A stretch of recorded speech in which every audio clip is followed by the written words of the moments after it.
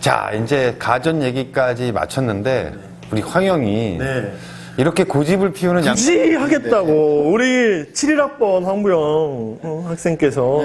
이렇게 강력하게 고집을 피우시는데 미원과 미풍. 난 처음에 미원과 미풍이 뭐요? 난 미풍도 뭔지 몰랐어. 뭡니까? 미풍이. 미원과 미풍 다시다랍니다. 다시다. 미원과 다시다 얘기를 이렇게 하시고 싶다고 하니 해보시죠. 자, 아니, 그게 해보시죠가 아니라 아까 우리 흥 소장이 요새 김희철 나오는 재밌는 광고 이거 얘기하다가 연결이 된 거예요. 근데 그것도 벌써 2년 전 광고예요. 2018년 광고야. 좀 보라고요, 좀. 그게 보여드렸잖아요.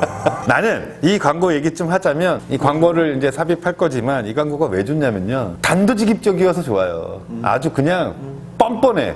원래 뻔뻔하면 안 밉거든. 응? 나 미혼이야. 어떡할 건데, 씨. 그게 MSG가 크게 문제 없다라는 거 이제 좀 아는 사람은 알 때 이제 한 거잖아. 깔려 있으니까. 이게 잠깐 딴 얘기지만 제가 이제 냉면 가게를 오픈하면서 식품 위생 교육이라는 걸 받으러 가야 돼요. 네. 가면은 이제 이 요식업에 몸담으신 분들이 강사로 강의를 하는데 가게들마다 그렇게 얘기한다는 거죠. 저희 집은 미원 안 써요. 어? 대체로 그러잖아. 우리 엄마도 미원 안 써요. 이거 다 뻥이라고. 그럼 매출이 왜 그렇게 오르고 있는데? 근데 웃긴 게 저희 집은 미원 안 써요. 다시다는 좀 쓰지. 고향의 맛이니까. 자, 이게 인간이 느끼는 맛은 크게 네 가지가 있어요. 일단 단맛, 짠맛, 신맛, 쓴맛이에요. 여기에 매운맛 집어넣는 사람이 있고 매운 건 통각이니까. 네 가지. 그래서 다섯 번째 미각이라고 해서 나온 게 사실은 감칠맛이에요. 감칠맛이 그거야? 감칠맛은 한참 서구화로 달리던 거의 110년 전에 일본 도쿄대 교수가 MSG 글루탐산을 발견한 거예요. 발견해서 그거를 인공적으로 만드는 거예요. 그래서 그거를 그 다섯 번째 맛, 감칠맛을 우마미라고 그래요. 우마미. 그거는 그래서 공식적으로 인정받은 맛이에요. 이런 맛이 있다라고 인정받은 거예요. 이제 그걸 가지고 상업화 시킨 데가 1920년대 그 유명한 아지노모토예요. 아지노모토가 1920년대 초반에 됐는데 하나 곁다리를 얘기하면 아지노모토 곁다리를 왜 이렇게 많이 해요? 조선에도 당시 조선에도 공장을 지어서 장사를 해요. 어디에 했냐? 평양 근처에요.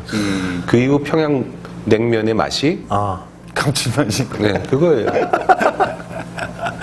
이게 냉면은 기본적으로 우린 여름에 시원해서 먹지만 원래는 겨울 음식일 수밖에 없죠. 그렇잖아요. 아주 무식하게 얘기하면 동치미 국물. 동치미 국물에 맛을 감칠맛을 고기 집어넣는 거 쉽게 얘기하면 그래서 감칠맛이 나왔던 거예요. 근데 여름 음식이 될 수 없는 게 제빙기에 문제가 있는 거예요. 우리나라에 산업용 제빙기가 들어온 건 일제시대 초반이에요. 그러면서 그게 얼음을 쓸 수 있게 되면서 여름 음식으로 바뀌는데 여름에 전통적인 방법으로 동치미에 쉽게 얘기하면 고기를 넣으면 여름이니까 이거 어떻게 되겠어요? 부패될 거 아니에요. 그래서 평양냉면이 맛있는 건 쉽게 향유하지 못한 오래된 것에 대한 대책 없는 믿음이 만들어낸 미신에 가깝다라고 저는 주장해요. 평양냉면은 미신이다. 가깝다. 근데 물론 이제 냉면 좋아하시는 분들한테는 죄송합니다. 그리고 뭐 존박 씨 보고 있나? 슴슴한 맛이 하고 중독된다고 그랬는데 그게 사실 당시 조선 민중에게 있어서는 MSG는 그걸 먹었을 때 나오는 감칠맛을 이길 수가 없었던 거예요. 지금은 감칠맛의 정도가 워낙 크니까 자극이 작은 거지 당시 엄청. 그래서 넘어가면 아지노모토를 한자로 쓰면 만미자에 노는 그 일본말에 뭐뭐의 하는 노를 쓰고 원소할 때 바탕 소자를 써요. 그걸 읽으면 아지노모토예요. 오케이? 네. 광복 후에 우리나라에서 미원이 생겨요. 그때 미원은 한자로 만미자에 으뜸 원자를 써요. 그걸 일본말을 읽으면 어떻게 돼요? 아지모토예요. 아지모토. 대놓고 베낀 거예요, 대놓고. 근데 단 우리나라기 때문에 노자를 안 썼을 뿐이에요. 아지모토라고. 똑같은 거예요. 미원이라는 브랜드로 시장을 휩쓸었던 거고 그러다가 60년대 초중반에 삼성, 당시 이제 제일제당이겠죠. 제일제당이 미원 말고 군소 조미료 회사를 다 이렇게 인수하면서 그 대응하는 브랜드로 만들어낸 게 미풍인 거예요. 그건 미풍은 맛이 풍성하다는 뜻이에요. 그죠? 미풍으로 붙었어요. 근데 그런 얘기 했었어요. 지금은 이제 CJ 제일제당이 삼성 계열사가 아닙니다만 삼성이 로컬에서 1등 못 해본 게 아무것도 없다. 딱 두 개가 있다. 하나가 조미료, 하나가 김치냉장고다. 근데 김치냉장고는 또 역전했어요, 이미. 미풍은 죽어도 안 되는 거예요. 아무리 해도.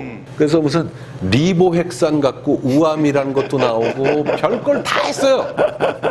근데 미원이에요, 여전히. 그러다가 70년대 중후반에 다시다가 나오는데 이게 마케팅 전략상으로 다시다가 나오면서 다시다를 어떻게 카테고리를 규정했냐면 천연 조미료로 규정을 해요. 자, 그동안은 조미료 시장에서 미원과 미풍이 싸웠는데 다시다를 내면서 조미료 시장을 우리가 들어간 신규로 우리가 최초로 들어가는 최초 진입한 이 시장을 천연 조미료 시장이라고 명명해요. 그럼 자동으로 나머지 시장은 뭐가 돼요? 인공조미료 시장이 돼버리는 거예요. 그래서 미원과 미풍은 그렇게 싸우게 놔두고 다시다라는 지금은 아마 나올 때 천연 조미료라고 얘기하면 아마 심의 못 받을 거예요. 천연조미료 시장 다시다 나왔고 그게 나올지 찾을지 모르겠지만 심지어 다시다 처음 론칭 광고 중에는 애기 이유식에 타서 먹이는 게 장면으로 나와요. 진짜? 나는 김혜자 선생님 그것만 기억. 저의 기억력을 의심하지 마세요. 아니, 의심 안 해요. 의심하지 마세요. 믿습니다. 믿습니까? 황천지. 기본적으로 우리나라 소비재 회사들이 다 일본을 흉내냈거든요. 일본의 후리가케를 도시락 다시다라고 뿌려먹는 것도 트라이 했었고요. 그러니까 여기서 마케팅에서 정말로 이게 훌륭한 거는 시장 자체를 쪼개고 퍼스트 무버로 들어가서 그 시장을 공고히 하고 이쪽 시장을 줄인 거예요. 그러나 미원이 가지고 있는 전통적인 그것 때문에 계속 개기다가 한 7, 8년 지나서 미원은 만나라는 걸 내요. 만나. 네. 고도민 선생 나오고 만나로 대응했으나 대응이 조금 늦었죠. 네. 다시다는 광고적으로는 여러분 아시는 대로 그래, 고향의 맛 다시다. 이 맛이야. 고향맛 다시다로 했고 실제로 캠페인이 그 지방의 어떤 음식을 소개하면서 이 광고 좀 넣어주세요. 네. 한국인의 밥상처럼 가져. 장기적인 캠페인의 잘했어. 그런 건. 대표적 캠페인 중에 하나예요. 맛좋은 다시다. 참 편해졌어요. 자숟갈로 2개만 넣어서 1분만 끓이면 맛있는 고깃국이 되더군요. 역시 고깃가루로 만들어서 제 맛이 나요. 제일제당 다시다.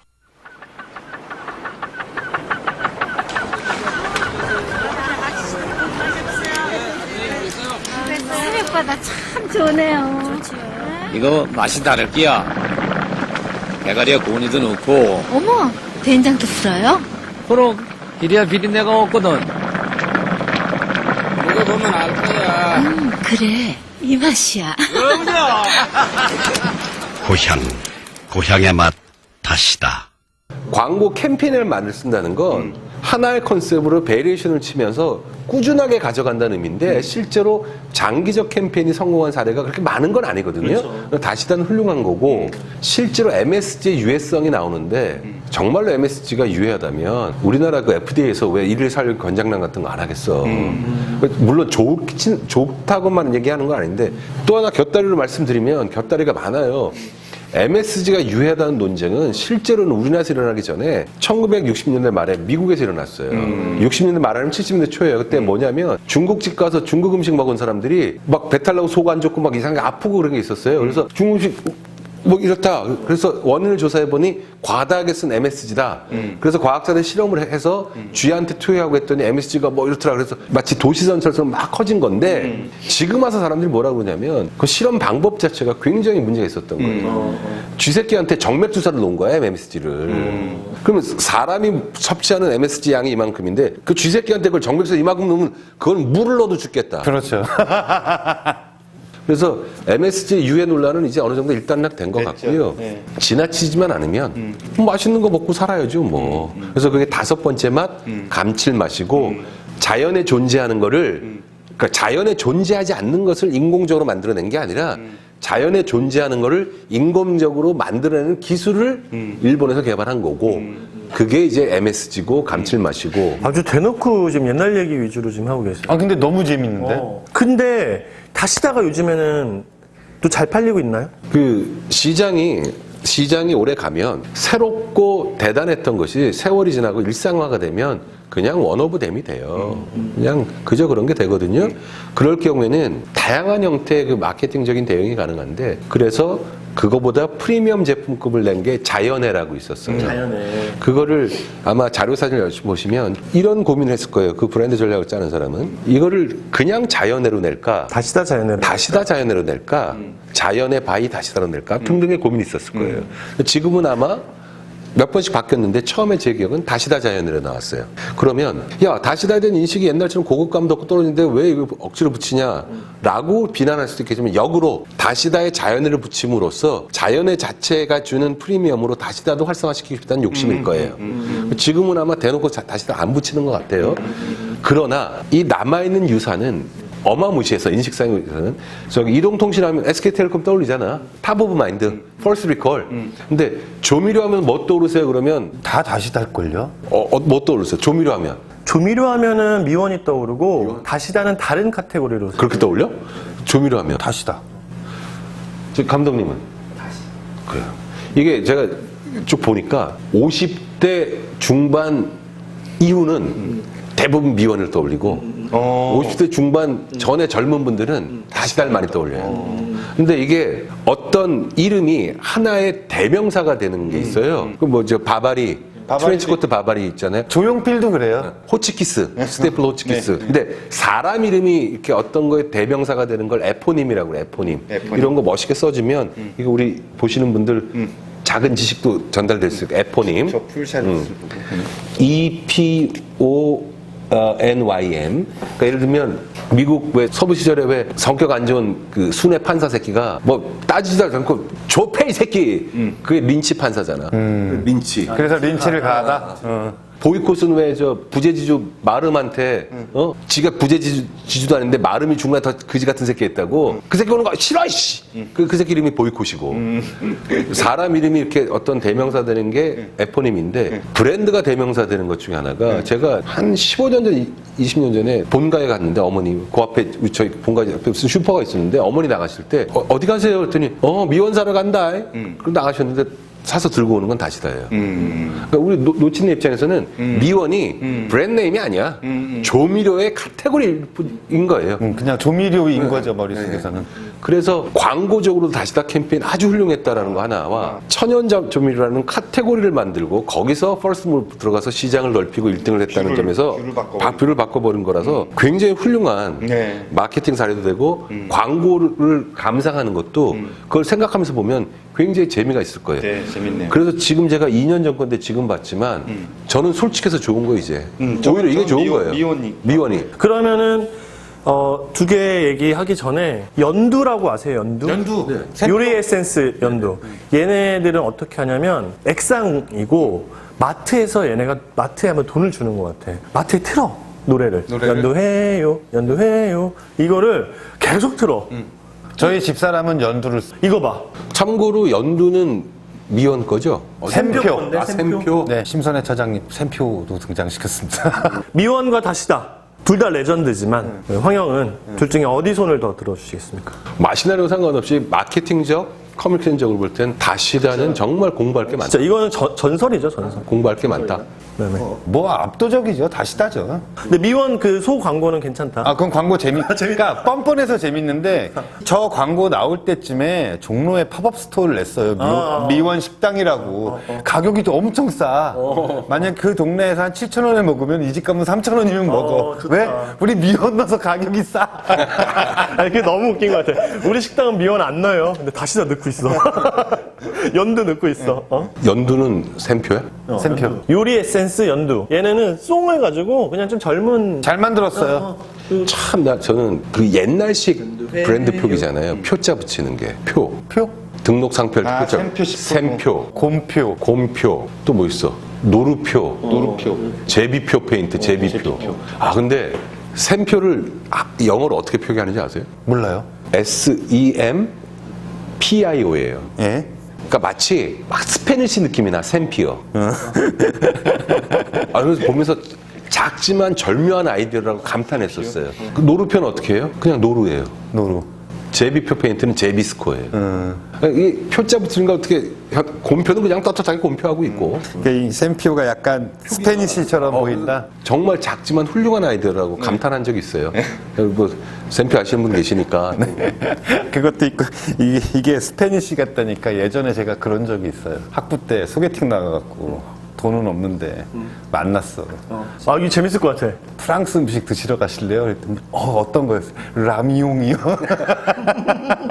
바로 까였어 그날. 라미용. 깔만하다 씨. 저는 KJSJ 가시가지고 어디 광장시장. IMF 이후에 미원 그룹이 있었잖아요. 미원 그룹이 이제 IMF 이제 회사를 정비하는데 미원이란 게 워낙 조미료 인식이 강하니까 예를 들면 미원 정보통신 있으면 그 느낌이 어떻겠어요? 그렇죠. 그래서 포가라는 사업군이 연결성과 상관없이 여러 가지 많으면 그 전체 집단, 기업 집단을 대표하는 그 브랜드는 네이밍은 뭔가를 명확하게 연상하지 않게 해야 돼요. 그렇죠. 삼성 별 세 개 뭐 그냥 별 세 개인 거죠. 그죠? 필립스 뭐 사람 이름인 거고 금성 뭐 별이죠 뭐 이렇게 LG고. 그래서 미원으로 하면 지나치게 조미료의 연상이 너무 강하니까 기업명을 바꾼 게 대상이 되는 거고요. 그때 대상은 한자로 큰 대자에 코끼리 상자 씁니다. 그럼 이 얘기는 이 기업의 어떤 오너에 해당하는 사람이 아주 독실한 불교 신자라는 의미가 될 거예요. 아니면 힌두교. 이게 거기까지 모르겠고. 그래서 그리고 나서 이제 전체적인 브랜드를 운영하는 전략을 보면 그 대상은 전체 식품 브랜드에서 어떤 레인지 브랜드나 패밀리 브랜드처럼 청정원을 도입하고 청정원 밑에 딱 붙이는 거고 햇살 작으면 진간장. 미원은 또 미원으로 또 나오고 그런 브랜드 전략의 변화 이런 것까지 같이 보시면 아주 재밌네요. 그러면 여기서 청정원 광고를 넣어줘도 되고 정원아 그거 뭐지 정우성이 부르나? 정우성이 불러. 정원아. 뭐 이런 거. 김희철 광고 같은 게 요즘 시대에 딱 맞는 것 같아요. 딱 처음에 아웃캐칭 딱 하고 뻔뻔하게 딱 하고. 그게 이게 뻔뻔한데도 B급 병맛도 아닌 게 찍기도 잘 찍어서 고급이야. 자 여기서 다시다 위원 요거 마치시죠. 네. 네.